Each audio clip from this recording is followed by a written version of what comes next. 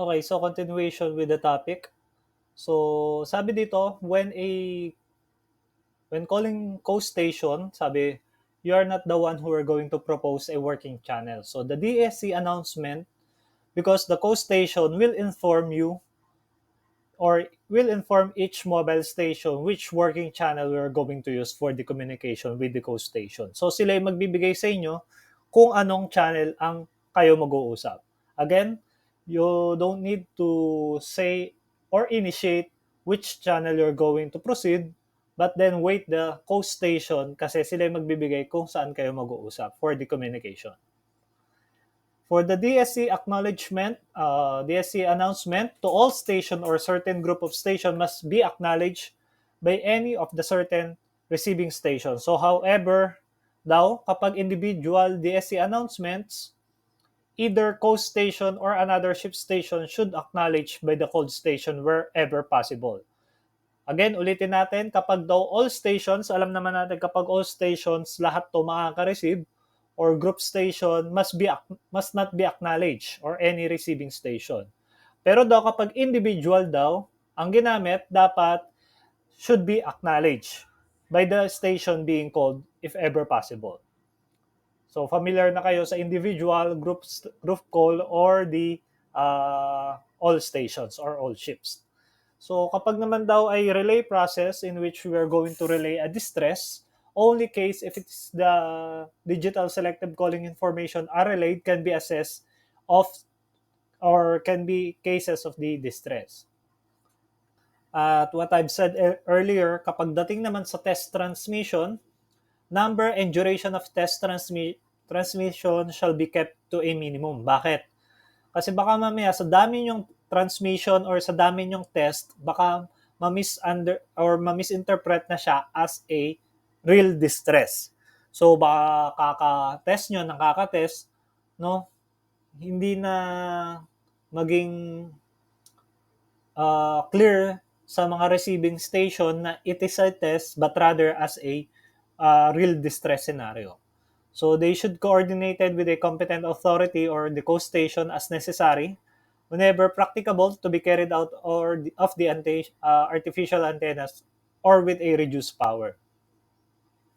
So however, testing a sabi never do or try to avoid testing but it is not avoidable. So it should have a indicated test transmission para hindi siya ma-misinterpret as a real distress. So kung pwede daw i-avoid, but then again, it is not avoidable kasi we are trying to make sure na yung distress uh, button natin is gumagana just in case for have a real distress scenario.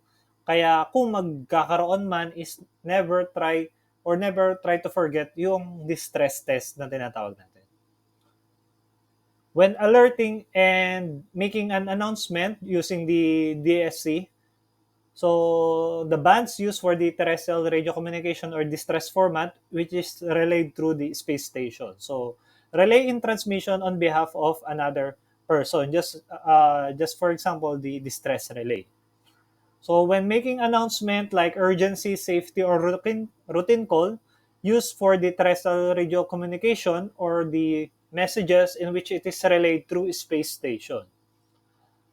Through a call naman, you should initiate via voice with the procedure of should be capable of being preset or transmit the distress alert on channel 70. Again, for alerting channel 70, for voice call channel 16. So, ayun yung one example of obsolete na. No? Hindi na ganyan yung itsura ngayon. But normally, yung mga previous subsystems, ganyan yung itsura. So, distress alert shall be composed by entering the ship's position information like the latitude, longitude, their nature of distress, and also the suitable navigation indicating receiver. So the position of the ship cannot be entered. The position should be replaced by the 9 transmitted 10 times. If it is not included, the information should be automatically repeated 8 or 4 times. So activate the distress alert attempt by dedicated distress button in which it is covered by the crystal lid cover. So the stress alert should be attempted by 5 consecutive calls by channel 70 to avoid call collision. So the loss of acknowledgement, this call may be attempt to transmit or frequency after a random delay of 3.5 or 4.5 from beginning of the initial call, 4.5 or 3.5 hours.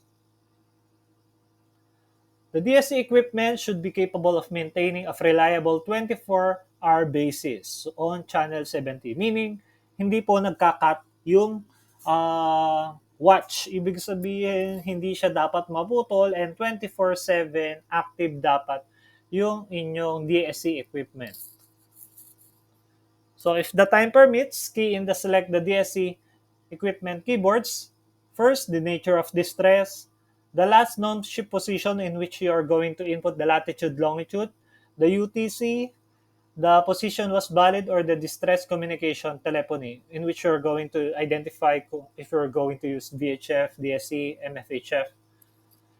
So the acknowledgement of distress alert should be initiated manually. So manually kayo mag-acknowledge. So how? Pipindutin nyo po. Hindi siya automatic na mag-acknowledge.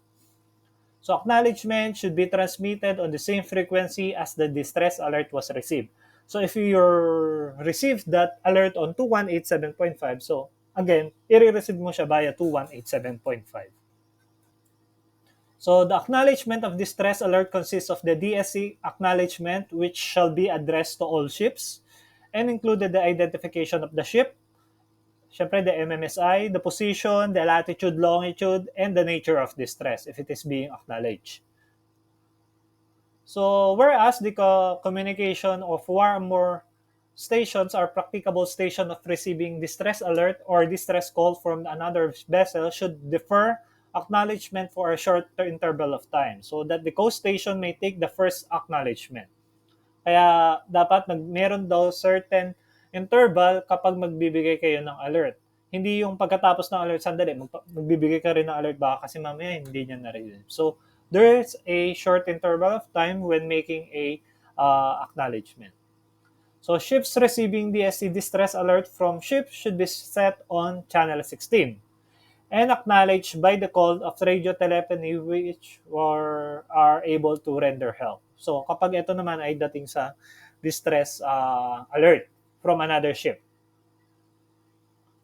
So, if a ship continues DSC alert for VHF 70, the acknowledgement should be transmitted or terminate the call only by consulting with the RCC or the coast station being directed to do so.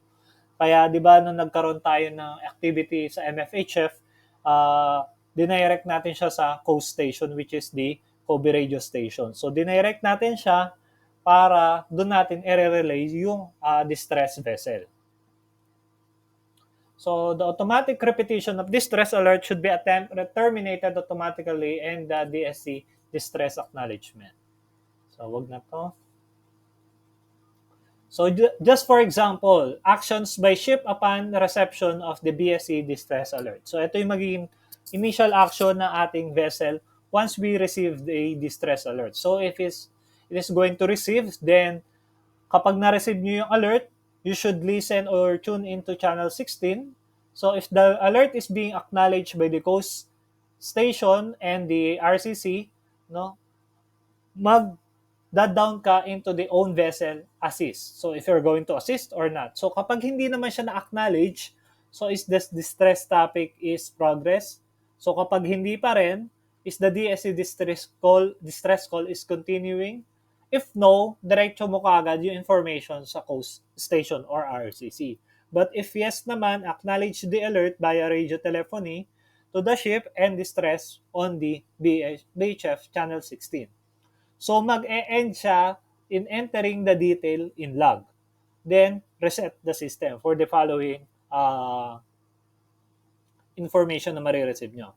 But take note, the appropriate of the or relevant of the RCC or the coast station shall be informed accordingly. So if it is further DSC alerts was received from the same source, the ship in distress is beyond doubt of the vicinity. So the DSC acknowledgement may consultation for the RCC or the coast station to be sent or terminate the call. No? So note though number two, no, in no case the ship permitted to transmit DSC distress relay call or the distress alert on the BHF channel 70. Again, yung alert kasi lagi natin siyang nare-receive via channel 70. So RC means the Rescue Coordination Center while the CS is the coast station. So when you have this distress relay serving when made aware for the consequences of transmitting a distress relay call or routing a DSC alert relay to other coast station. Mm-hmm. Hindi na natin isama to. Doon na tayo sa importante.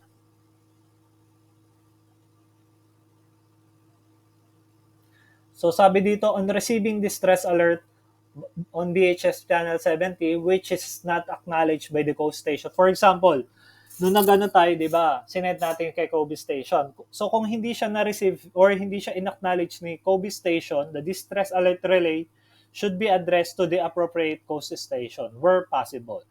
So dapat daw ma-address talaga siya kay coast station.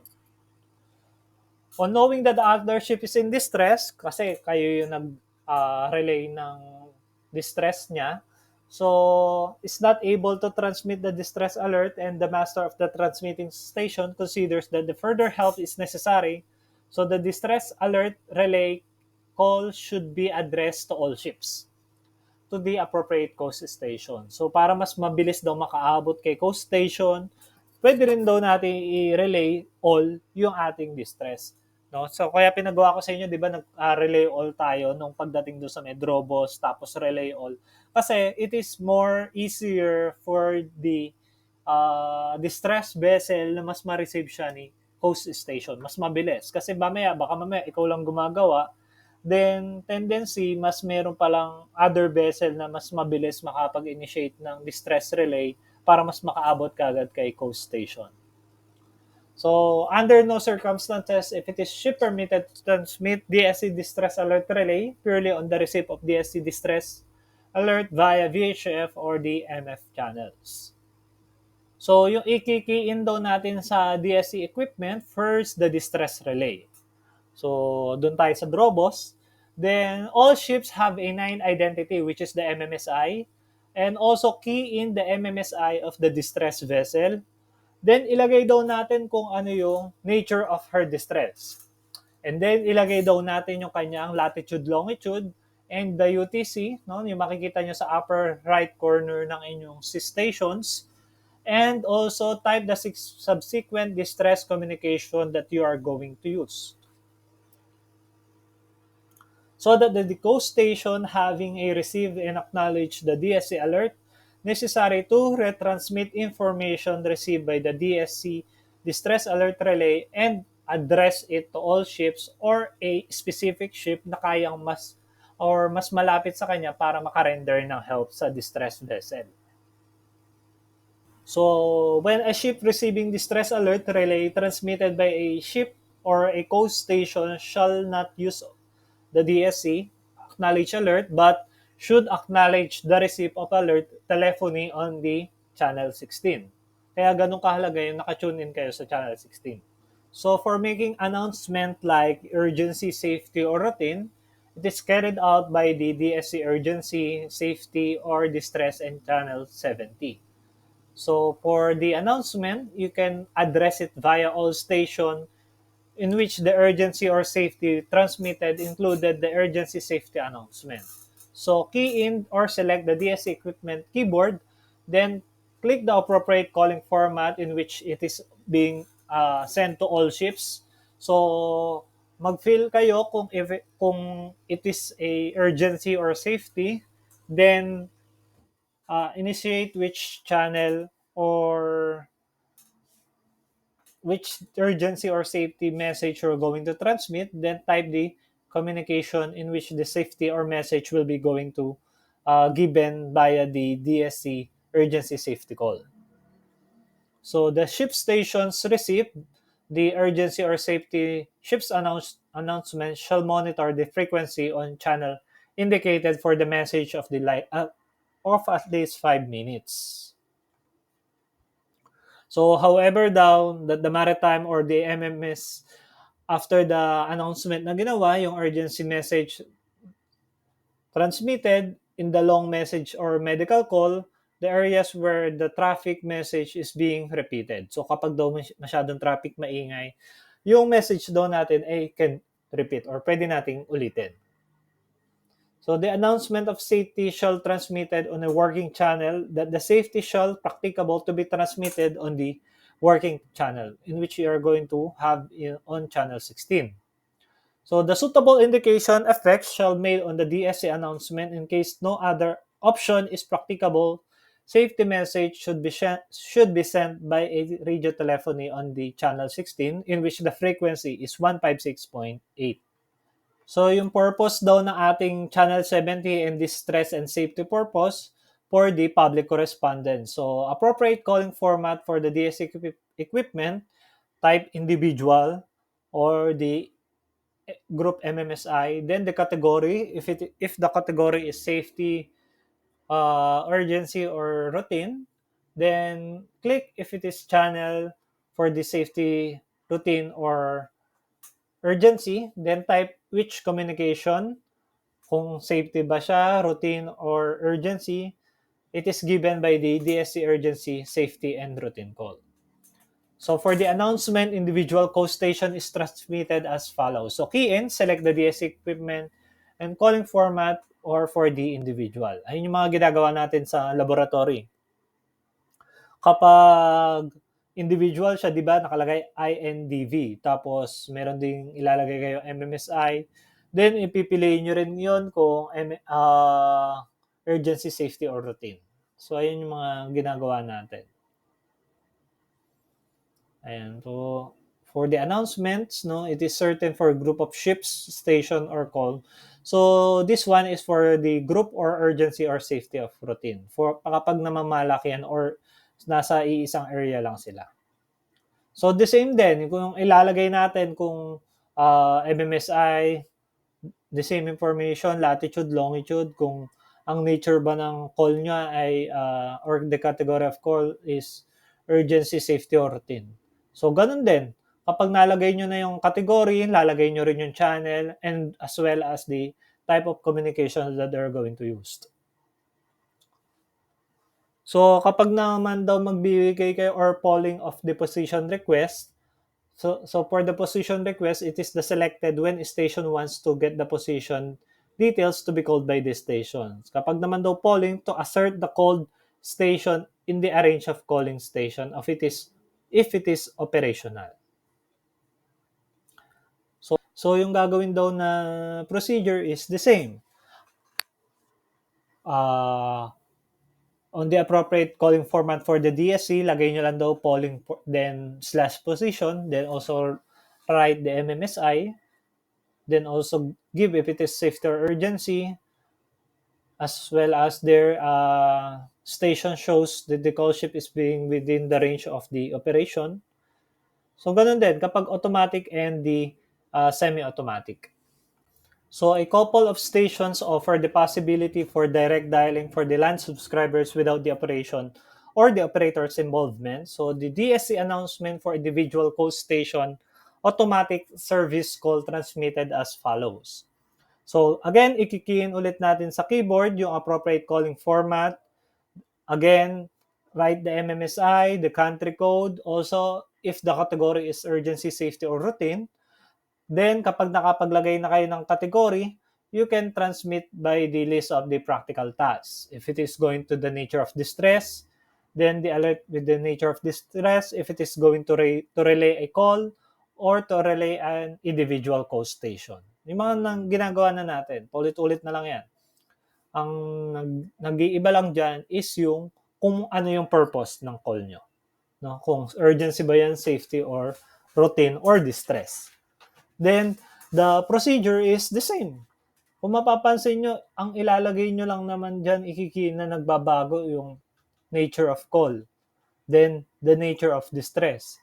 Kung distress man siya. Then, kung para saan ba yung announcement na yun, kung anong channel ba yung gagamitin nyo. But the process is the same lang. So if the DSC is ship-to-ship announcement, ship-to host station, or group announcement, or on the working channel. Ayan po yung ating mga other capabilities. Can change the channel, change the power settings, switch between international or US channels. You can switch also for the dual watch. Familiar na kayo sa dual watch. Edit the address book, carry out implemented test routine, operate the volume and squelch, establish operational readiness on channel 16, or you can switch by low or high power, in which in low power sabi natin 0.5 to 1 watt, and for the high power is 6 watts and not more than 25 watts. So that is the end of our presentation for today. So again, this topic is included in your pre-final examination. So take time to review from this week 10 and to the other weeks na covered pa ng ating pre-final examination. So good luck on your pre-final examination and thank you for today.